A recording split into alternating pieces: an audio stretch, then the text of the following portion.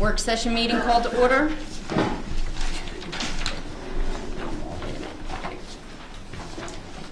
Councilmember Lafredo. Here. Councilmember Moore. Here. Councilmember Quinn. Here. Deputy Mayor Henderson. Here. Mayor Campbell. Here.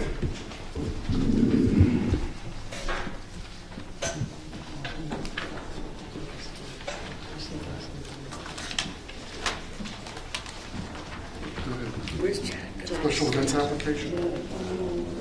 Who's doing the special events? Anybody? Tony Nucci. Tony, special event.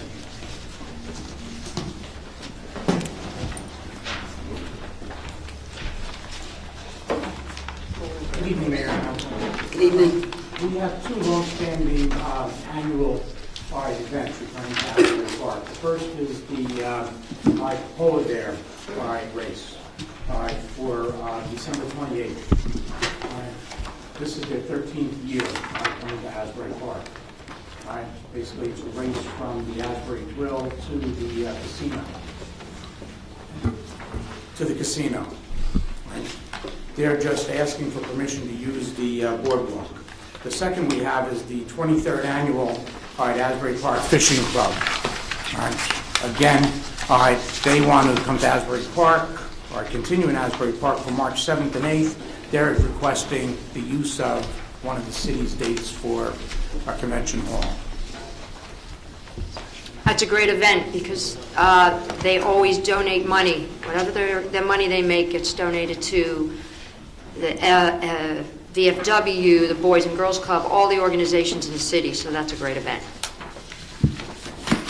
Questions? No. All right, very good. Thank you.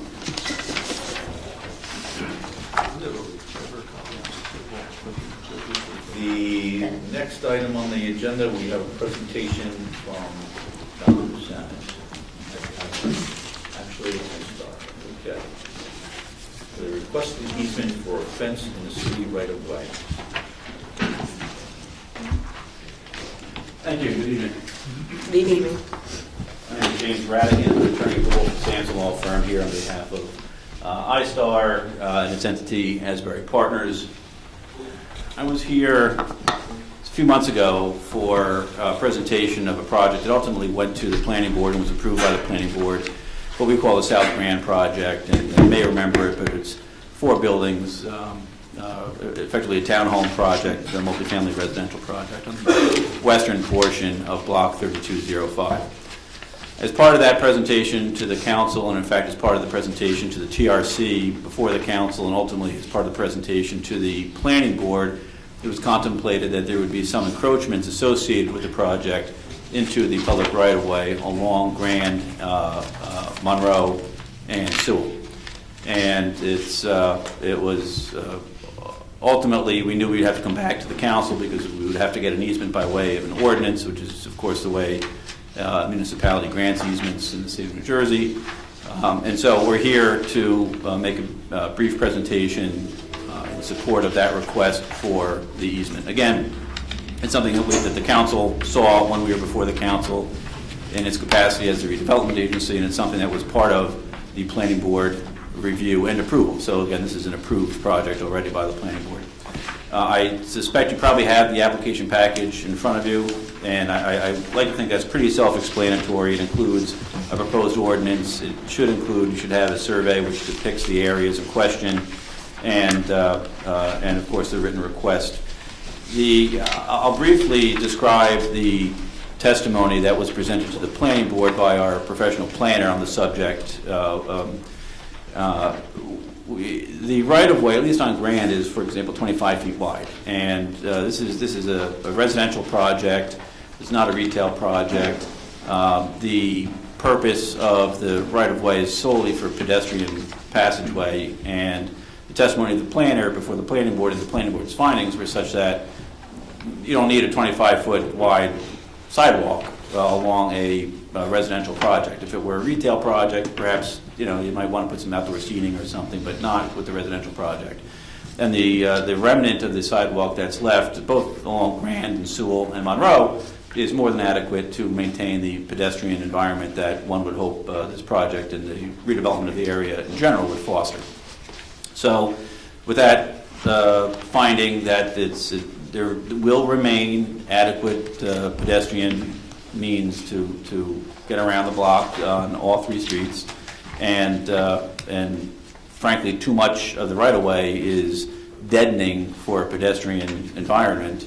We ask that the council grant the easement.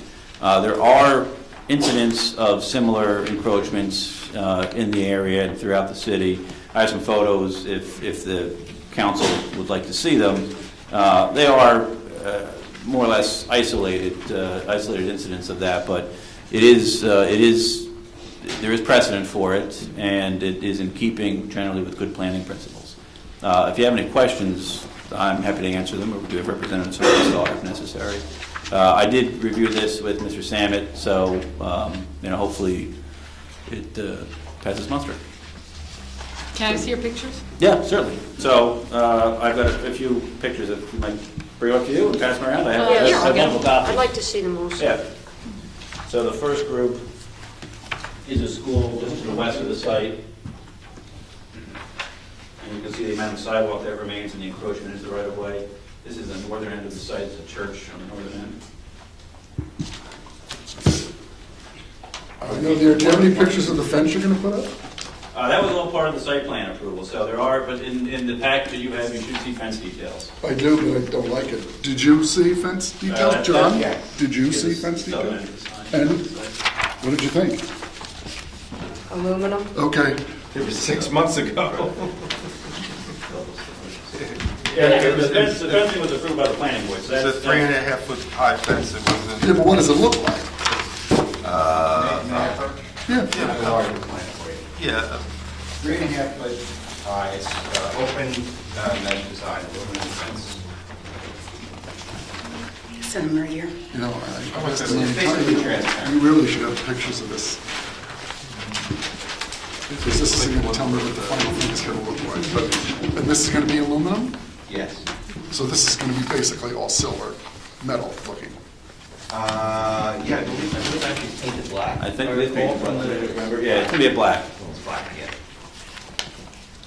Anyway, I don't want it to look like the stuff that was around.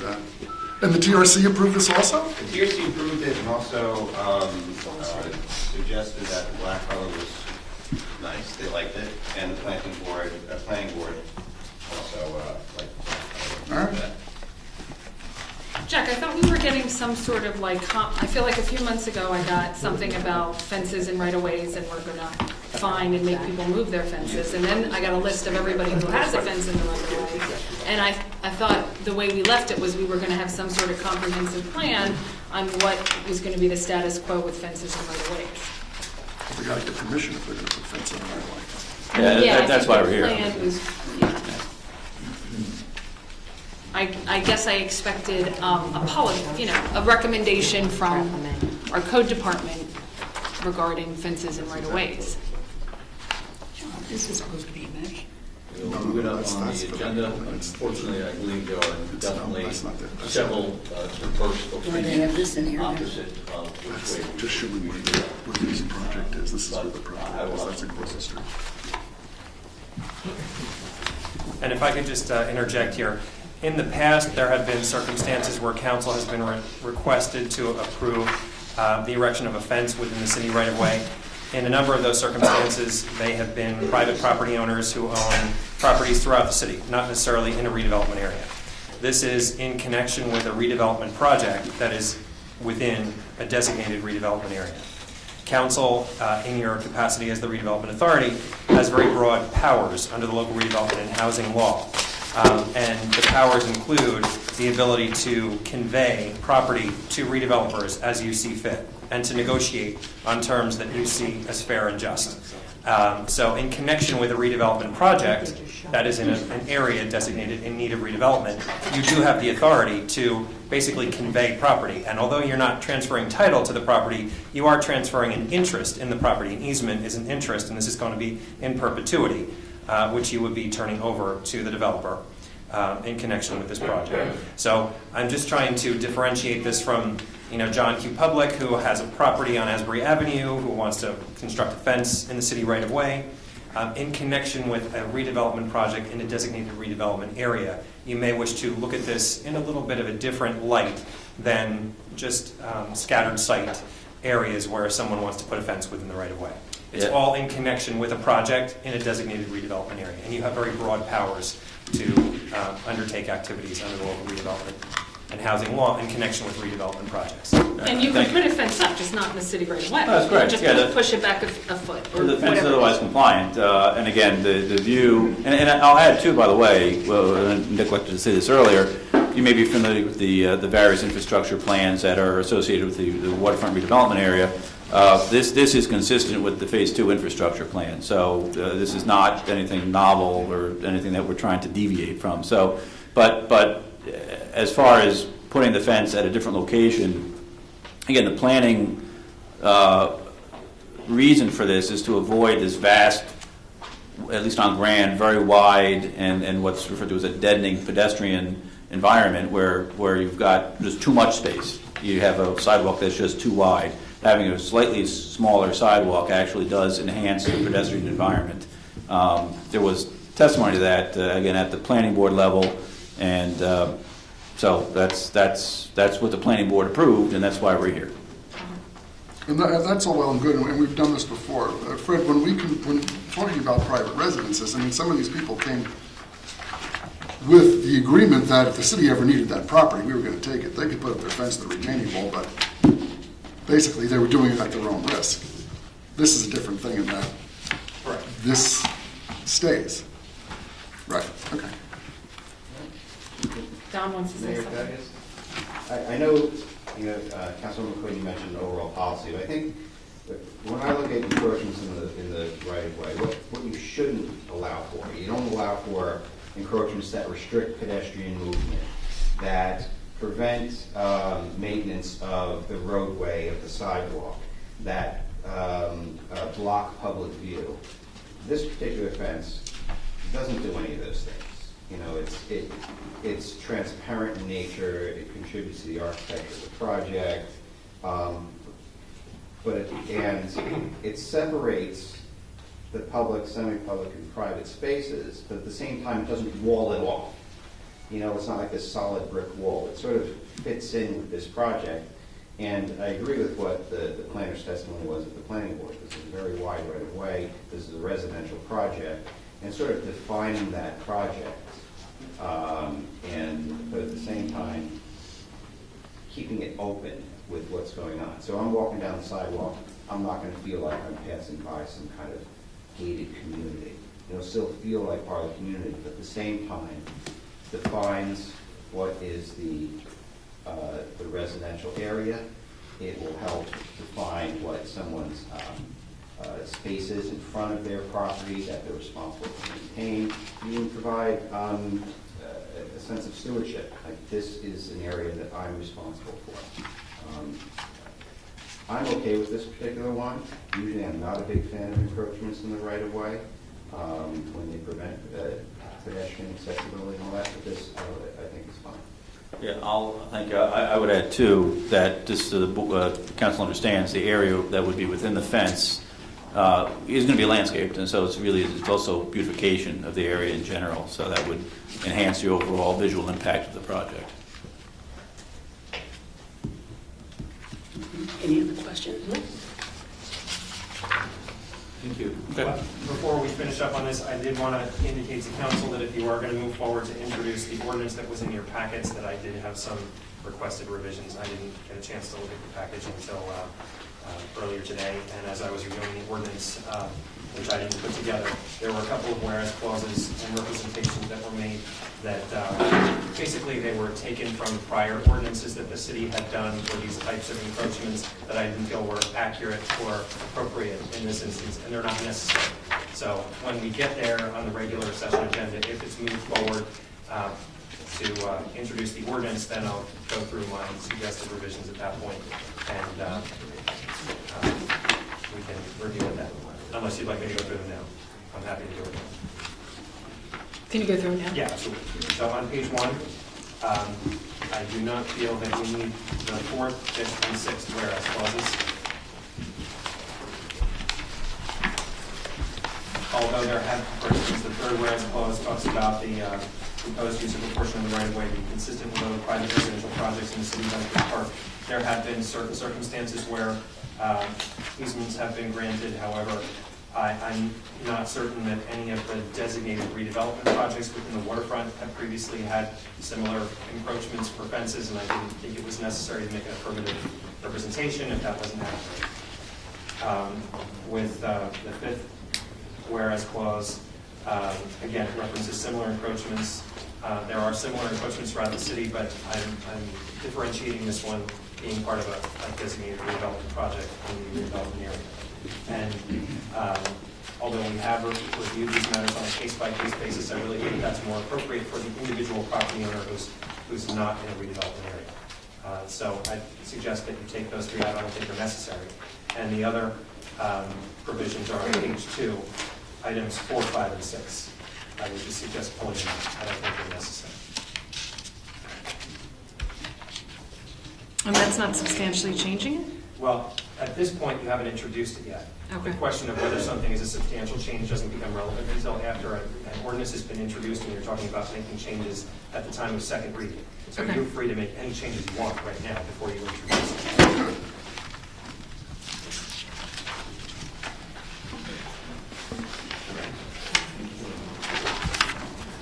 Thank you, Fred. Thank you. Okay, thank you.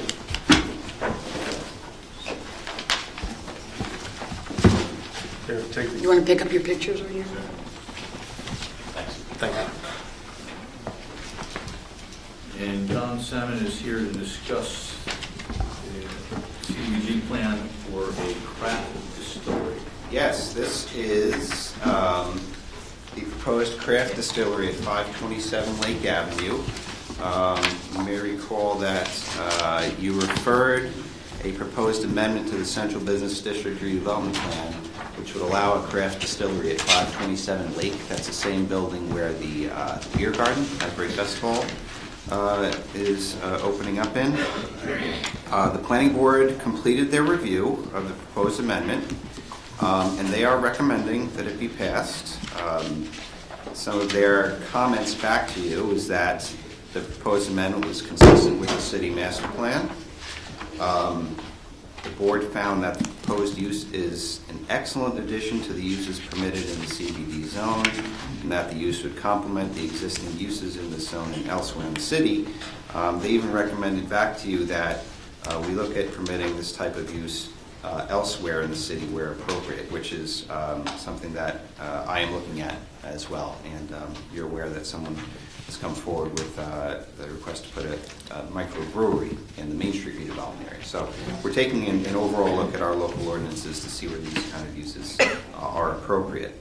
But in short, I concur with what the planning board said. I was in support of this project when I first brought it to you back in October.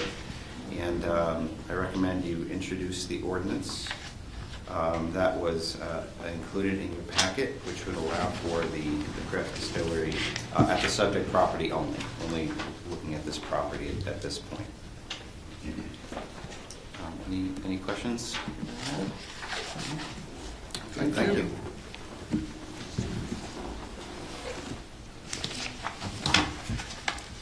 Matters from the City Council. Do you have an add-on? He's decided to make presentation at the next meeting. Okay. Melody? Okay. Matters from the City Council. John? Yeah, just one quick thing. The last meeting 3 weeks ago, I brought up all the junk vehicles on Springwood Avenue, and it's very disappointing. They're still there, especially since we had a meeting and we found 3 locations where they could be relocated to, and they haven't been relocated. So we got to pick up the pace. If something is brought up at a council meeting and we solve the problem and it's not done, it's unacceptable to me. Thank you. Sue? That's it. Just a couple things. First of all, I'd like to thank iStar and Madison Marquette for the tree lighting. The arcade looks amazing. A lot of people down there. It was packed. It was jam-packed. Yeah, I left before it snowed.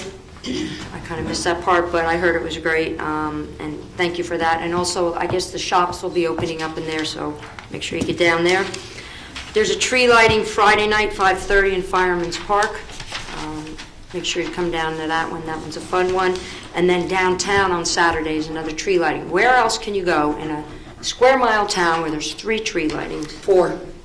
Where? Springwood. Yes, the 13th, December 13th, Springwood Avenue. Nice. 4. I love it. And Jackie Pappas would say 7, I think. Yeah. And also, I think at the Senior Center, Tony, correct me if I'm right, we're celebrating Kwanzaa again with a ceremony. If you've never attended that, it's a great ceremony, and it's a great, it was an education for me. I enjoyed it a lot. That's it. Just real quick, I received a letter stating that thanks to our Assemblywoman Mary Pat Angelini, Highway 71 Main Street running from Belmore down to Allenhurst is scheduled for road improvement. That means all of Asbury Park's Main Street is going to be getting repaved, is going to be getting lights, is going to be getting striping, and is also going to get some more road work done. So thank you very much to her, and that's going to be happening within next year.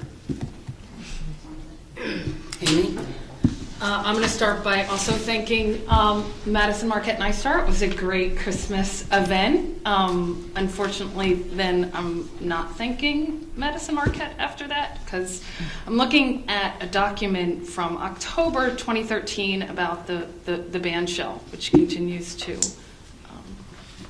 not have any work done on it. And I spoke to Don today about the agreement and any violations that may be taking place, and the conceptual drawings that were submitted in 2012, the architect that was engaged in June of 2013, and yet there's absolutely nothing going on with the band shell. And so I'm going to respectfully request, Jack, that you send them a letter. They have 2 months, 3 months to get something in front of our TRC, specifically design plans for the band shell. And if they don't, we're going to look at what is the first step in litigation, which is arbitration. I don't want to be retired in Asbury Towers and still not have the band shell. Very good. Is that it? That's it. Boy, I have a number of things to say because I have 2 more council meetings before I go off to my next bucket list. One of the first things that I do want to say, though, each of you have probably heard on the news today that the police officer that happened to, I guess I could say, kill Michael Brown, Eric Gardner, was acquitted. And I say this to everyone here. We are in a very diverse city with a lot of different nationalities. And if anybody here thinks that it's not possible to happen here in Asbury Park, then you're fooling yourself, because it possibly could. And I passed no judgment because I wasn't a part of the grand jury.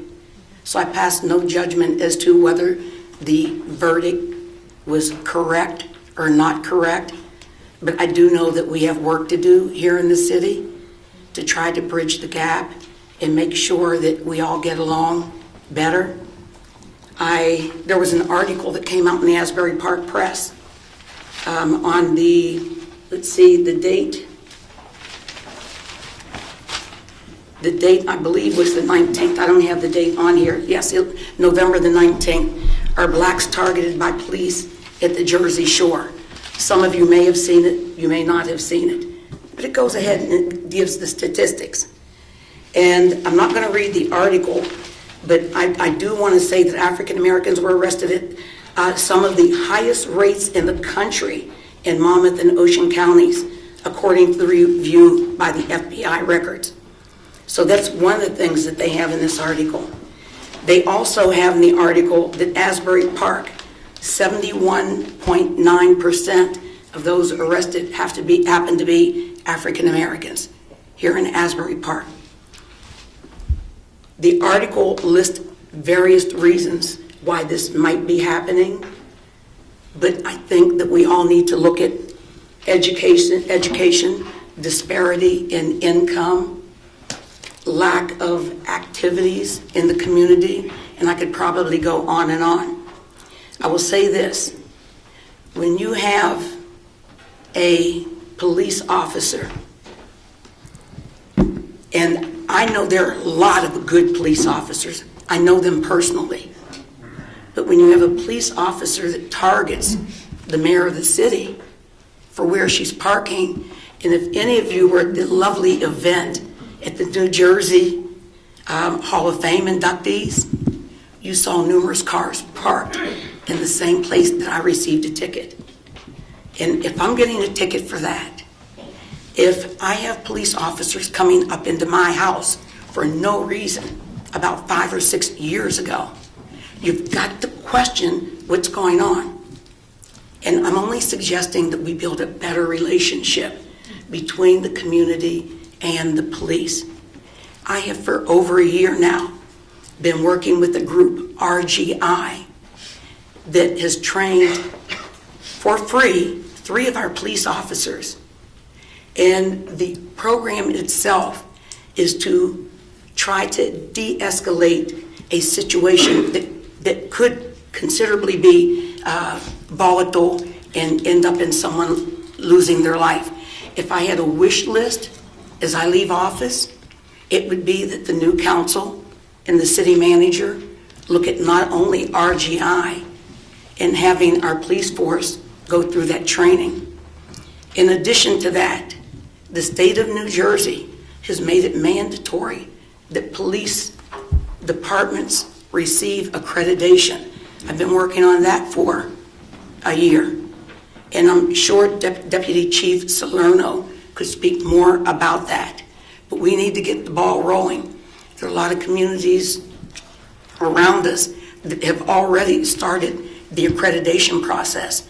The only thing the accreditation process does is make sure that everyone's trained as to what to do and to make sure that they treat individuals the same way.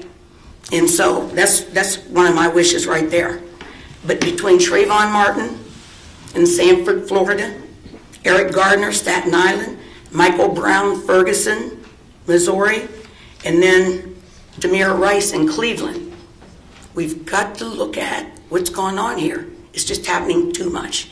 It's happening to, it seems, more so one group by large numbers than the other. I would also say holiday times are here. For those of you that are going to give a gift to maybe a child that is in need, please consider an educational book, magazine, but toys are fine, but many children need reading materials in their homes. So I hope you think about that. I love Asbury Park and the New Jersey Hall of Fame inductee ceremony. If you had been there, it was like wonderful. It was packed. And I hope eventually we have someone from Asbury Park is inducted and that they're inducted right here in Asbury Park. Last thing I want to do is, I know many people, and I'm not going to make this long drawn out thing, but many people have no idea what the mayor does. And it's basically what they see the mayor do when you come to council meeting. So I'm going to read a partial list of what I've been involved in the past 15, 16 months. And then on the 17th, I'll read some additional things. I've represented the city in over 50 fundraising events and probably more than that. And I have been asked to speak at these events. I've been asked to purchase tickets to attend these events. And so the mayor represents the city and is invited to any number of events. I've attended over 90% of the Chamber of Commerce meet and greets, been co-chair of the Community Development Initiative, and there happens to be a meeting this Friday morning. Been a member of the CAN, Community Action Network, Mayors Against Guns, a board member of Prevention First, board member of Affordable Housing Alliance. I've attended all-day workshops dealing with gentrification. The workshop was so good that on October 30th, it was here in Asbury Park. Some of these big elephants that are in the room, we've got to deal with. I attended an educational workshop in Baltimore dealing with code enforcement, abandoned properties. So that's just a partial list. I'll list some other things at the next meeting, but it's been a pleasure serving you. Thank you.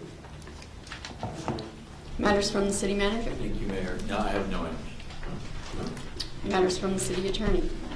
Yes, I'd just like to let the public know that council may be taking action on 3 items this evening that were addressed earlier during our executive session that were not shown on the regular session agenda. 2 of them deal with the South Grand project. They were on the agenda for the last council meeting, and it was a mistake that they weren't carried over and listed on this agenda. One of them is a resolution of the City of Asbury Park accepting and approving a long-term tax exemption application submitted by AP at South Grand Urban Renewal LLC and K. Hovnanian at Asbury Park Urban Renewal LLC. And related to that is the first reading of an ordinance authorizing the execution of a financial agreement with AP at South Grand Urban Renewal LLC and K. Hovnanian at Asbury Park Urban Renewal LLC and granting a tax exemption. The third item council may be taking action on tonight that was discussed during executive session that's not already shown on the agenda is a resolution authorizing settlement of a workers' compensation claim captioned Patricia Donovan versus City of Asbury Park. Eric Nemeth, General Counsel to the NJIIF, appeared at the executive session and reviewed this with Mayor and Council, and there is a resolution that council may be taking action on this evening to settle that matter. And that's it. Thank you. Motion to adjourn. So moved. Second. All in favor? Aye. Let's take a 10-minute adjournment.